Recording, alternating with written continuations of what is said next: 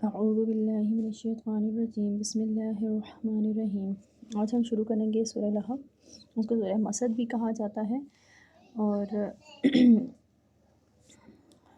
یہ جو ہے سورہ مسد جو ہے وہ 111 نمبر سورہ ہے، اور یہ 30ویں پارے میں ہے، اور اس کے پارے کی رکوع نمبر 36 میں ہے۔ تو ہم شروع کرتے ہیں۔ اعوذ باللہ من الشیطان الرجیم بسم اللہ الرحمن الرحیم۔ تبت یدا ابی لہب و تب۔ تبت کا مطلب ہے ٹوٹ گئے، یدا مطلب دونوں ہاتھ، ابی لہب ابو لہب، یہ ناؤن ہے، یہاں پہ نیم ہے، و تب اور وہ ہلاک ہوا، یعنی ٹوٹ گئے ہاتھ ابی لہب کے اور وہ ٹوٹ گیا وہ آپ۔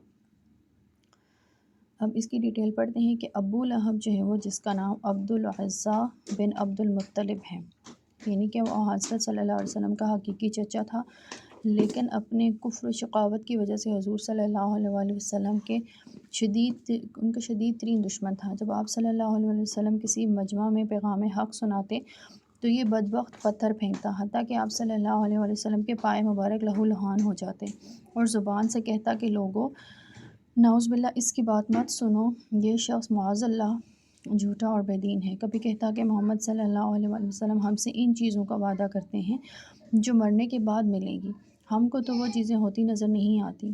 پھر دونوں ہاتھوں سے خطاب کر کے کہتا، یعنی کہ تم دونوں ٹوٹ جاؤ کہ میں تمہارے اندر اس میں سے کوئی چیز نہیں دیکھتا جو محمد بیان کرتا ہے۔ اور ایک مرتبہ حضور صلی اللہ علیہ وسلم نے کوئی صفحہ پر چڑھ کر سب کو پکارا، آپ صلی اللہ علیہ وآلہ وسلم کی آواز پر تمام لوگ جمع ہو گئے۔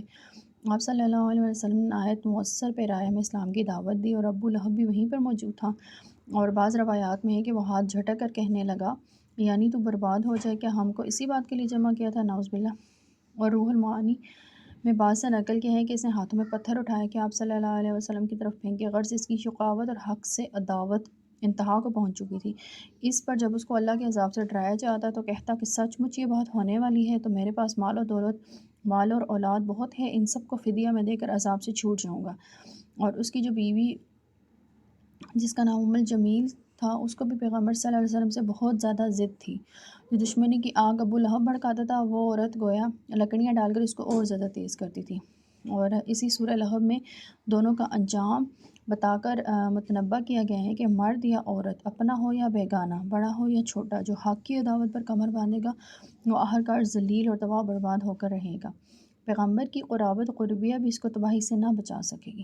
یہ ابو لہب کیا ہاتھ جھٹک کر باتیں بناتا اور اپنی قوت بازو پر مغرور ہو کر خدا کے مقدس و معصوم رسول کی طرف دست درازی کرتا ہے، یہ سمجھ لے کہ اب اس کے ہاتھ ٹوٹ چکے ہیں، اس کی سب کوششیں حق کے دبانے کی برباد ہو چکی، اس کی سرداری ہمیشہ کے لیے مٹ گئی، اس کے اعمال اکارت ہو گئے اور اس کا زور ٹوٹ گیا اور وہ خود تباہی کے گھر میں پہنچ چکا۔ یہ سورہ جو سورہ لہب ہے، یہ سورہ مسد، یہ مکی ہے، اور کہتے ہیں کہ غزوہ بدر سے 7 روز بعد اس کے ابو لہب کے جسم میں زہریلی قسم کا ایک دانہ نکلا، اور مرض لگ جانے کے خوف سے سب گھر والوں نے اس کو الگ ڈال دیا، وہ وہیں پر مر گیا، اور 3 روز تک اس کی لاش یوں ہی پڑی رہی۔ اس کی اپنی اولاد نے اس کی لاش کو ہاتھ تک نہ لگایا۔ جب اس کی لاش سڑنے لگی تو اس وقت جو حبشی مزدوروں سے اٹھوا کر کسی گڈھے میں دبوائی، انہوں نے گڑھا کھود کر اس کو ایک لکڑی سے اندر ڈھلکا دیا اور اوپر سے پتھر بھر دیا۔ تو یہ تو اس کا ابو لہب کے لیے دنیا کی رسوائی اور بربادی تھی، جبکہ آخرت میں اس کے لیے وَلَعَذَابُ الْآخِرَةِ الْأَكْبَرُ، یعنی کہ آخرت کا حساب بہت بڑا ہے، لَوْ كَانُوا يَعْلَمُونَ۔ تو جیسے کہ سورہ قمر میں ارشاد فرمایا گیا ہے۔ تو گویا یہ جو سورہ مسد کی پہلی آیت ہے، یہ اسی سے شروع ہوتی ہے کہ ٹوٹ گئے ہاتھ ابی لہب کے اور ٹوٹ گیا وہ آپ۔ دوسری آیت ہے ما اغنی عنہ مالہ وما کسب، یعنی کہ ما اغنی نہ کام آیا، عنہ اس کا یا اس کے، مالہ اس کا مال، وما کسب اور جو اس نے کمایا، یعنی کہ اس کو کوئی چیز کام نہ آئی، نہ اس کا مال اور نہ جو اس نے کمایا، اور جیسا کہ وہ کہتا تھا کہ وہ اپنی مال اور اولاد کو دے کر جو ہے وہ عذاب سے چھٹکارا حاصل کر لے گا، تو نیکسٹ آیت میں اس کا جواب ہے کہ نہ تو اس کا مال اس کو کام آیا اور نہ وہ جو اس نے کمایا، یعنی کہ مال اور اولاد اور عزت وجاہت سرداری کوئی چیز اس کو ہلاکت سے نہ بچا سکی۔ پھر فرمایا جاتا ہے سَيَصْلَىٰ نَارًا ذَاتَ لَهَبٍ، سَيَصْلَىٰ ان قریب داخل ہوگا، یعنی کہ بہت قریب ہی ہے. نارن آگ، ذات لہب شعلے مارتی، اب پڑے گا ڈیگ مارتی آگ میں، یعنی مرنے کے بعد سخت شعلہ زن آگ میں پہنچنے والا ہے. شاید اسی مناسبت سے قرآن نے اس کی کنیت ابو لہب قائم رکھی. دنیا اس کو ابو لہب اس لیے کہتی تھی کہ اس کے رخسار آگ کے شعلے کی طرح چمکتے تھے، یعنی کہ وہ ایک خوبصورت انسان تھا. اس کے گال جو تھے وہ لال تھے اور وہ آگ کے شعلے کی طرح چمکتے تھے، گویا کہ وہ ایک صحت مند انسان تھا. لیکن قرآن نے بتلا دیا کہ وہ اپنے آخری انجام کے اعتبار سے بھی ابو لہب یعنی کہ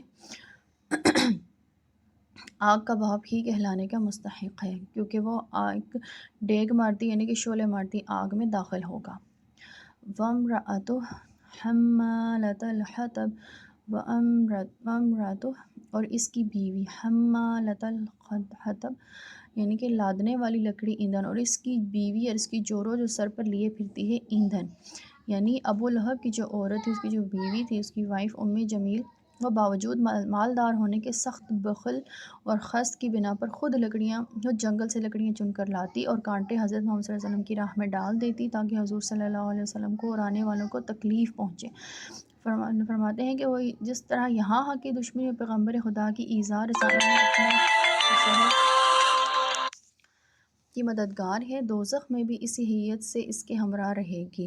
شاید وہاں زقوم اور سعیر کے جہنم کے ہاردار درخت ہیں، ان کی لکڑیاں اٹھائی پھرے. جیسے کہ گویا دنیا میں وہ لکڑیاں اٹھائی پھرتی تھی، کانٹے اٹھائی پھرتی تھی حضور صلی اللہ علیہ وسلم کو اور ان کے صحابہ کو ایذا دینے کے لیے، تو جہنم میں بھی وہ جو جہنم کے درخت ہیں جن کا نام زقوم اور سعیر ہے، وہ جو درخت ہیں ان کی لکڑیاں اٹھائی پھرے اور ان کے ذریعے سے اپنے شوہر پر عذاب الہی کی آگ کو تیز کرتی رہے.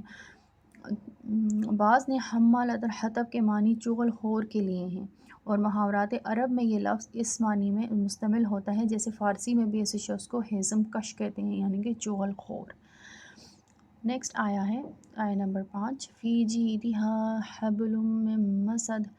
فی میں جیدہا اس کی گردن، حبل رسی، من مسد کھجور سے، یعنی کہ اس کی گردن میں رسی ہے مونج کی، یعنی کہ اس کی گردن میں کھجور کی رسی ہے، یعنی بہت مضبوط بٹی ہوئی. جو کھجور کی رسی ہوتی ہے وہ بہت مضبوط ہوتی ہے، تو اس کے گلے میں بہت مضبوط بٹی ہوئی چبھنے والی رسی ہے. اس سے مراد اکثر مفسرین کے نزدیک دوزخ کے طوق و سلاسل ہیں، یعنی اور تشبیہ حمالۃ الحطب کی مناسبت سے دی گئی ہے کیونکہ لکڑیوں کو بوجھ اٹھانے میں رسی کی ضرورت پڑتی ہے. لکھتے ہیں کہ اس عورت کے گلے میں ایک ہار بہت قیمتی تھا.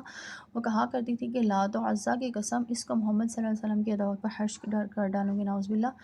ضرور تھا کہ دوزخ میں بھی اس کی گردن ہار سے خالی نہ رہے. تو عجب بات ہے کہ اس بدبخت کی موت بھی اسی طرح واقع ہوئی.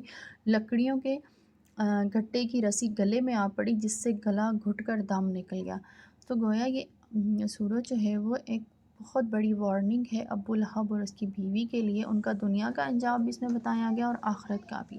تو اب ہم اس کو سمرائز کر لیتے ہیں. بسم اللہ الرحمن الرحیم. تبت یدا ابی لہب و تب، یعنی کہ ٹوٹ گئے ہاتھ ابو لہب کے اور ٹوٹ گیا وہ خود.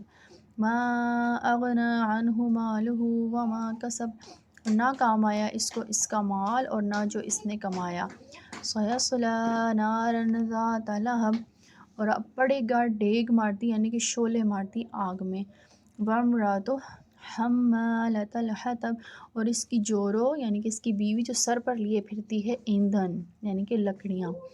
فی جیدہا حبل من مسد، اور اس کی گردن میں رسی ہے مونج کی. صدق اللہ العظیم.